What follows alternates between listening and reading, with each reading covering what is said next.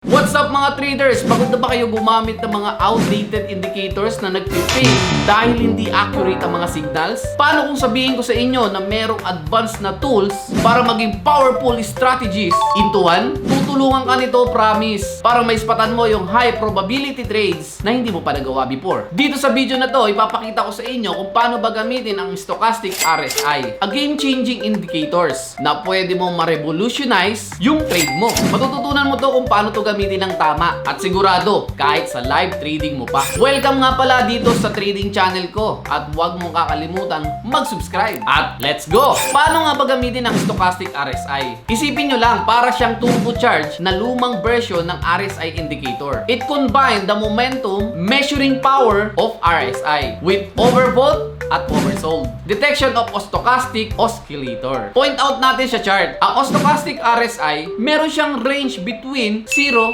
at 1. Pag nag-cross above 0.8, mag-i-indicate ito ng overbought condition. Pag bumaba naman siya ng below 0.2, yung signal biglang magiging oversold condition. Sa crossover ng %K line, main line to ha, at %D line, provided na siya sa buy and sell signals. Pero teka, meron pa. Ang pinaka-magic na nangyayari, pag na-combine mo tong signals na to with trend confirmation at nag-diverges siya, let me show you. Ngayon, i-breakdown natin yung the best strategy. Kung paano ba gamitin ang stochastic RSI effectively. Step 1. Identify the trends. Always trade in the direction overall trend. Step 2. Spot overbought, oversold condition. Gamit ang stochastic RSI levels above 0.8 overbought, below 0.2 oversold para makita mo ang potential ng reversal at corrections. Step 3. Confirm with crossovers. Kapag ang %K line nag-cross above sa %D line, dito sa oversold territory, buy signal na yan. At kapag %K crosses below %D line in overbought territory, sell signal naman yan. Step 4. Add filters. Ito ay optional lang. Pwede mong i-enhance yung accuracy gamit ang adding filters like candlestick patterns, pag-support, resistance, at moving average. Dito naman tayo sa RSI at stochastic RSI. Ano bang pagkakaiba nito sa regular RSI? Well, ito ang key difference. Number 1, sa RSI, pwede mong ma-measure yung pure momentum, but sobrang bagal ng react. Number 2, sa stochastic RSI, ma-amplify mo yung RSI sensitivity at magbibigay siya ng mabilis na precise signals. Ngayon naman mga buddy, trading session tayo. Okay, actual trading time tayo. So pupunta tayo sa mismong chart natin at magpapalit muna tayo ng indicator. So stochastic RSI yung gagamitin natin. So di-default ko lang siya. Then dito, naka-spot kagad ako dito ng buy. Yan yung ating unang trade. Alright, profit agad tayo. So the second is, kailangan ma-ano natin ma-identify natin kung ano ba yung trend.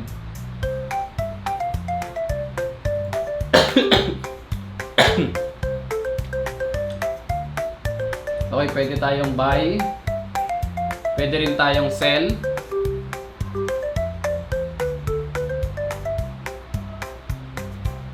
Hinihintay ko lang yung magkaroon tayo ng crossover dito. Ayan, so bumaba siya sa below 0.2. Ayan, so nagko-cross siya. Hindi pa rin. Not potential for buy.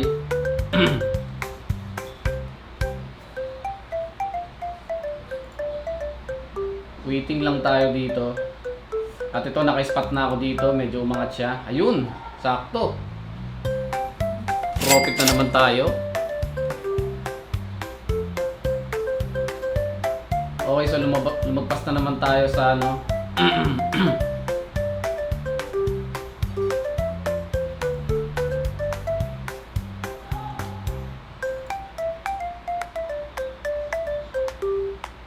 So umangat yung trend natin, guys. Ayun, bumaba, speaking. So magpalit tayo ng sell. Tingnan natin, baka mag-sell opportunity tayo. Palit nga muna ako ng assets. Gamitin ko yung Smarty. Tingnan natin dito kung mas better to.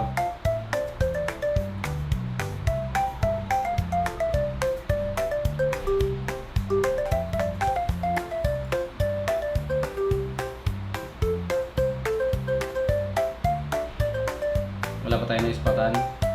Ang pangit ng ano. Sige, palit tayo. Try natin. Ano ba maganda dito? Balik tayo sa sa euro. Ayun, nakita tayo. Spot tayo dito. Buy opportunity. Profit na yan. Walang tingin-tingin. Let's go. So, napakadali lang guys. Ma-identify kung ano yung trend, no? Siguro last trade na lang. Last trade tayo. Palit tayo ng amount. Wag na. Okay na yan. Sample lang naman to guys eh.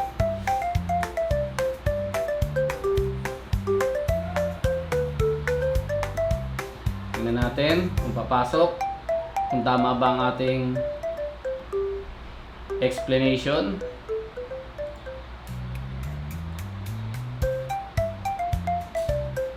Isang angat pa. Isang cross pa. Magbabay na tayo guys. Ito na. Buy na tayo. Let's go boys. Ito na. Boom.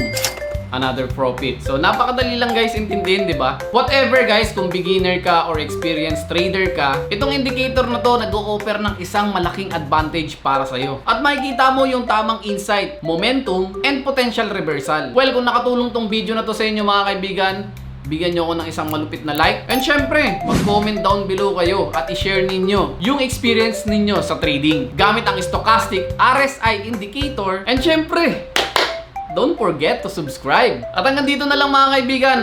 See you until next time. Happy trading. Babush! Poo!